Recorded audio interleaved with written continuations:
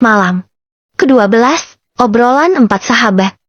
Keesokan hari, setelah menerima perintah Lang Hou, Quan Zhu, komandan keamanan Kota Lang, yang merupakan salah satu dari 4 pasangan pemimpin Kota Lang, bergerak, pergi meninggalkan gerbang Kota Lang. Quan Zhu pergi dengan jalan kaki saja, dan mengenakan baju seperti rakyat biasa. Ia berkeliling di daerah terdekat dari Kota Lang. Pada jarak puluhan ribu meter dari Kota Lang, terdapat banyak desa dan kota kecil. Dengan menyamar menjadi petualang, Quan Zhu mencari info yang diperlukan. Cukup banyak waktu yang dihabiskan olehnya ketika berada di sebuah kota kecil. Bahkan ia juga mengunjungi kota Ma yang merupakan kota kelas 2 di Provinsi Dalian, yang merupakan salah satu kota kelas 2 terdekat dengan Kota Lang. Cukup lama Quan Zhu menyelidiki keadaan di kota itu. Bahkan ketika kelompok 8 yang terdiri dari 4 ibu dan 4 anak itu pulang ke Kota Lang, Quan Zhu belum selesai dengan penyelidikannya. Setelah menghabiskan waktu selama 2 mingguan, Quan Zhu pun kembali ke Kota Lang. "Saudara Quan Zhu, Anda kembali," kata Lang Hou. Saat itu Lang Hou bersama dengan Lang Jie serta Yo Sang berada di ruangan pertemuan yang biasa mereka gunakan untuk berkumpul. Quan Zhu mengangguk dan tersenyum pada 3 orang di dalam ruangan itu. Mereka tidak melakukan penghormatan antara bawahan dan atasan. Walau 4 orang itu masing-masing memangku jabatan yang berbeda, namun jika tidak ada orang lain, mereka tidak pernah menghormati sebagai atasan dan bawahan. 4 orang itu adalah sahabat yang telah berjuang bersama selama 20-an tahun lebih. "Saudara Lang Hou, Saudara Lang Jie, Saudara Yosuan, kebetulan kalian semua di sini," kata Quan Zhu. 3 orang itu tersenyum. "Ya, kami membahas beberapa hal penting. Kebetulan Anda pulang," kata Lang Jie. Quan Zhu menganggukkan kepalanya. Kemudian Quan Zhu menatap Lang Hou. "Aku telah mencari informasi di sekitaran sini. Memang pencurian telah terjadi beberapa kali. Bahkan terkadang pencurian terjadi di siang hari," kata Quan Zhu. Kemudian ia menceritakan semua yang ia ketahui. Jadi kota kelas 2 sekelas Kota Ma pun tak luput dari sasaran si pencuri, kata Lang Hou. Quan Zhu menganggukkan kepalanya. "Ya, terkadang para pencuri itu bergerak berdua, kadang berempat, kadang bertiga. Namun satu yang pasti, mereka belum pernah bergerak sendirian," kata Quan Zhu. 3 orang di dalam ruangan itu menundukkan kepala mereka setelah mendengar penjelasan Quan Zhu. Apakah begitu hebat kemampuan pencuri itu? Maka para penjaga di setiap kota tidak mampu menangkap mereka, kata Yo Sang. "Saudara Lang Hou, aku merasa di sini ada keganjilan, namun entahlah, aku juga sulit mengerti," kata Quan Zhu. 3 pria lain di dalam ruangan itu mengangkat kepala mereka dan menatap Quan Zhu. Sinar mata 3 orang itu penuh pertanyaan. Quan Zhu tersenyum. Walau di setiap kota yang terjadi pencurian, banyak terdapat orang-orang kaya. Namun yang tertimpa pencurian selalu orang-orang tertentu, kata Quan Zhu. Lang Hou mengerutkan dahinya. "Orang tertentu, bagaimana maksudnya saudara Quan Zhu?" kata Lang Hou. Quan Zhu tersenyum. "Entahlah, apakah ini perasaanku saja, atau gimana?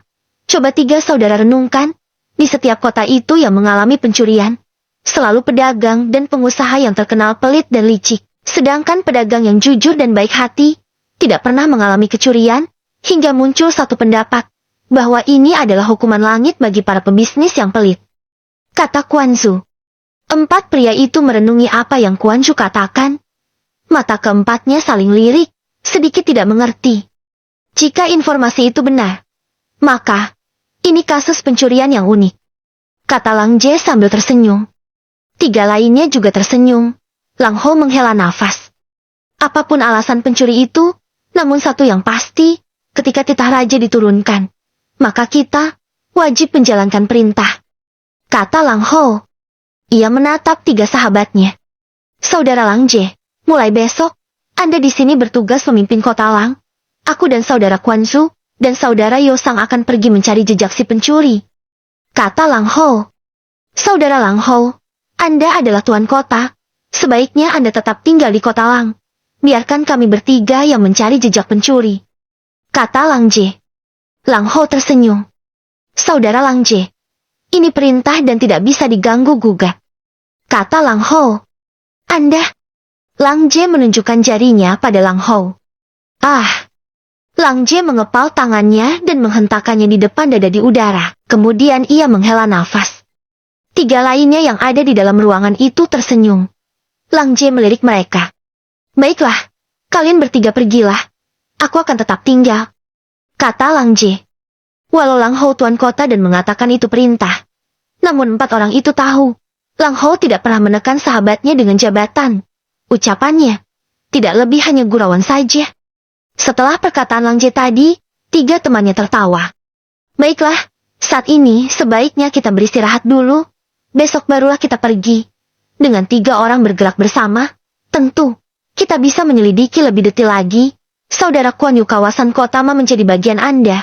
Aku akan pergi ke kota lainnya. Begitupun dengan saudara Yosang. Kita bertiga bergerak di kota berbeda, kata Lang Hou.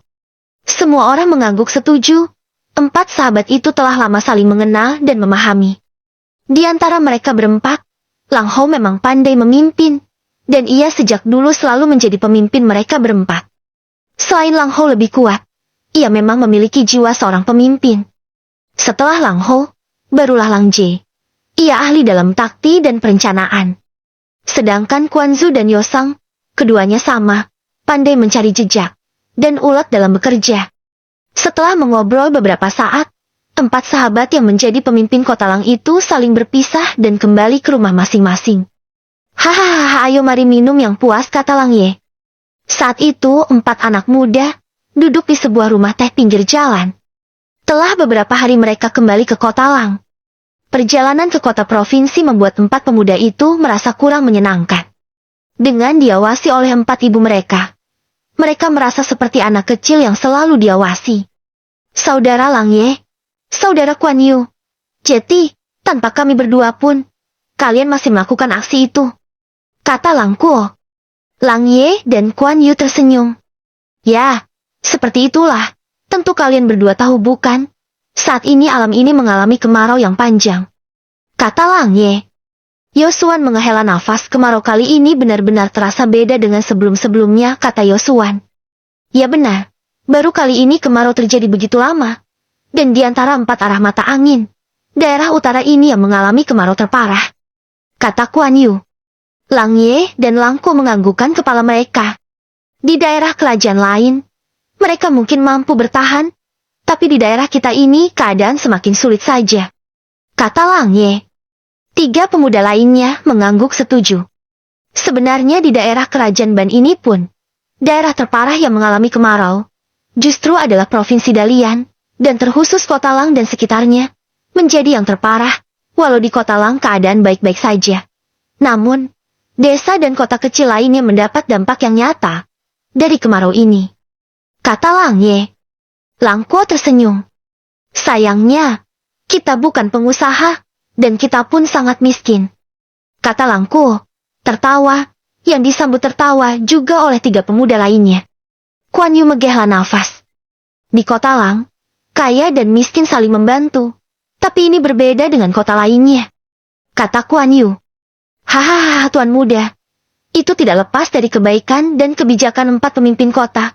Kehadiran mereka membuat para hartawan dengan senang hati membantu orang-orang yang kesusahan di kota ini.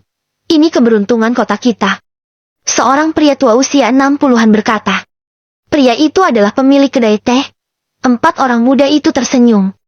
Paman tua, Anda berkata begitu apakah karena kami berempat ada di sini? Kata Lang Ye tertawa. Hahaha, tuan muda Lang Ye, Anda bercanda. Tentu saja aku berkata apa adanya, kata pria tua itu. 4 anak muda itu tertawa dan bercanda. Walau mereka adalah 4 tuan muda yang dimuliakan, namun para pedagang kaki 5 di daerah itu tidak segan mengobrol dan tertawa bersama mereka. Tanpa terasa, hari semakin sore. 4 pemuda itu pun menghentikan aktivitas minum teh mereka. Home. Lang Ye mengangkat 2 tangannya ke udara. Mulutnya menguap. Baiklah, hari hampir sore. Sebaiknya kita pulang dulu. Besok jika kalian minat, kita akan seperti biasanya. Bagaimana? Kata Lang Ye. 3 pemuda lainnya saling lirik dan tersenyum. Tentu saja, ini harus dilakukan.